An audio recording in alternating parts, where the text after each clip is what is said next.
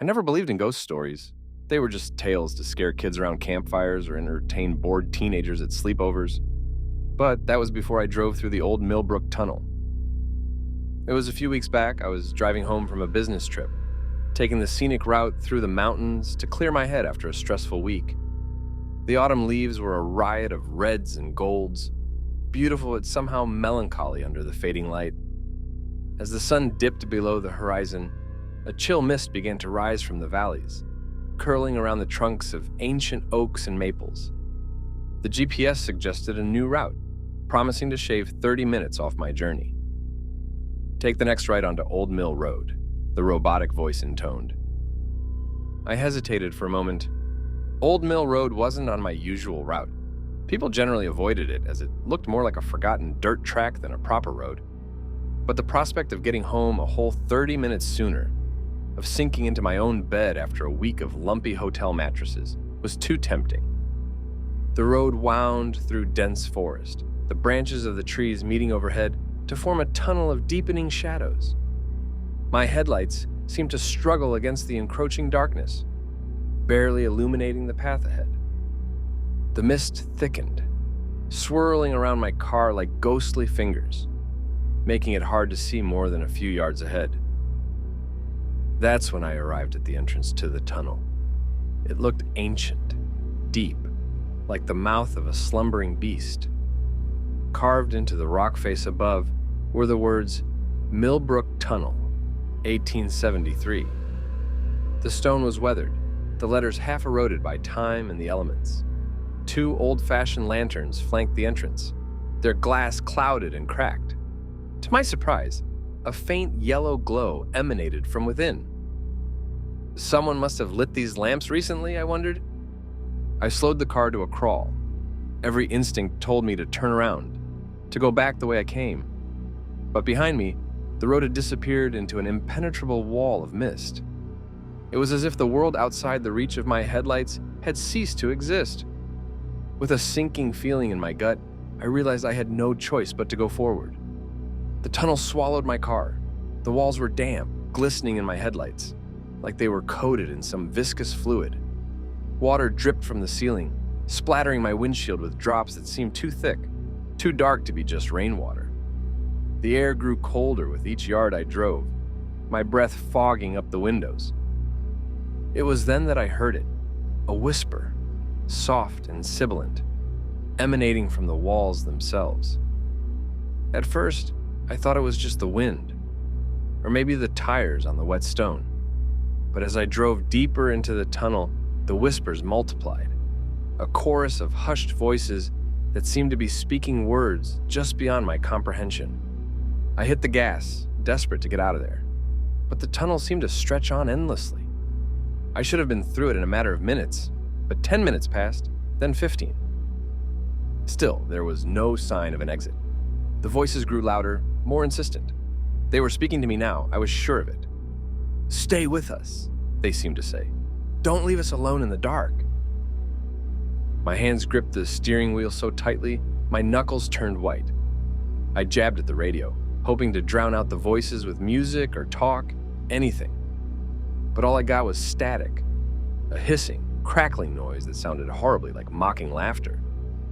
And then, in my rearview mirror, I saw them. Faces, dozens of them, pressing out of the walls like they were trying to break free from some invisible membrane. Their features were distorted, mouths open in silent screams, eyes wide and glassy. They reached out with gray, mottled hands trying to grasp at my car. I screamed and floored the accelerator. The car lurched forward, tires squealing on the slick stone. The faces rushed past in a nightmarish blur. I thought I felt a cold hand brush against the back of my neck, and I jerked away, nearly losing control of the car. Just when I thought I couldn't take it anymore, that I'd either crash or the entities would drag me out of the car, I saw it. The exit, a small circle of starry sky framed by the tunnel's mouth. I burst out into the night air, gasping, my heart pounding like it wanted to escape my chest. I didn't stop driving until I was miles away, until the tunnel was nothing but a bad memory. When I finally pulled over at a 24-hour diner, my hands were shaking so badly I could barely undo my seatbelt. The waitress gave me a concerned look as I stumbled in, but I waved away her questions. What could I say? That I'd been chased by ghosts? Over coffee that tasted like ash in my mouth, I pulled out my phone and searched for Millbrook Tunnel. What I found chilled me more than the tunnel itself.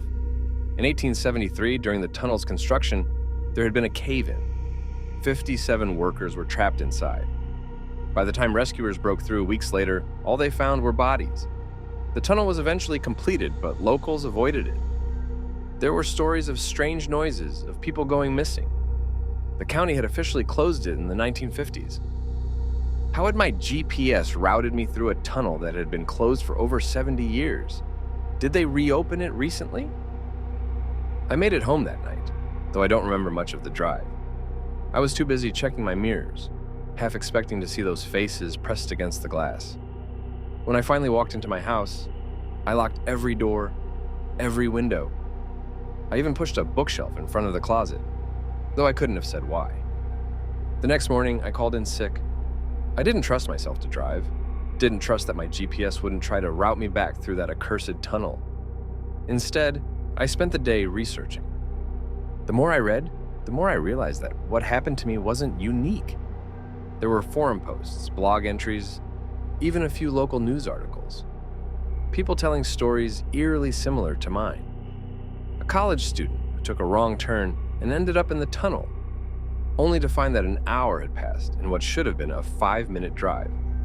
A trucker who swore he saw faces in his mirrors, whispering that they were so lonely, so cold. Some of the posts were years old, some just a few months. But here's the thing that really got to me. None of the blogs or stories of the person getting out of the tunnel were active. Most of them didn't even finish their stories. They all stopped mid-narrative, as if the writer had simply disappeared. Had they decided not to talk about it for some reason, or had something come for them? After a few days, I thought of driving again. As I turned on the car, my GPS also turned on. But on the screen was a map, a route plotted out in glowing blue. It led right back to Old Mill Road, right back to the tunnel. And here's the worst part. I'm tempted to follow it. Not because I want to, God no, but because ever since that night, I've felt incomplete. Like I left something behind in that tunnel. Something vital. The voices whisper to me in my dreams, reminding me. They say they're waiting for me. They say I belong with them.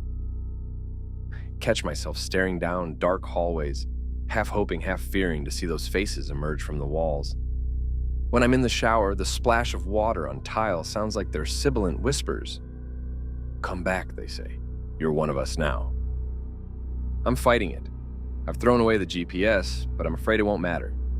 The tunnel found me once. It can find me again. I've thought about moving, about going somewhere far away. But I know, deep down, that distance won't save me. The tunnel isn't just a place. It's a hunger, a void that wants to be filled. And for some reason I can't fathom, it has chosen me. So, I'm leaving this account as a warning. If you're driving through the mountains and your GPS tells you to take Old Mill Road, don't. Because I think I know now why those other stories stopped, mid-sentence. It's not that something came for those people. It's that a part of them was left behind in the tunnel. And what was left just wanted to go home, back to the embrace of that tunnel. I'm writing this in my car. The GPS is on the seat next to me, the route to the tunnel glowing like a neon promise. My hands are shaking as I type this on my phone. I keep telling myself I'm not going to follow it. I'm going to drive in the opposite direction. Keep driving until I run out of road. But even as I write these words, I know it's a lie. The whispers are louder now. I can almost make out what they're saying. They're telling me it won't be so bad, that I won't be alone anymore. Part of me believes them. If you're listening to this, it means I've managed to upload it. It means that I'm already home, back where I belong, in the tunnel.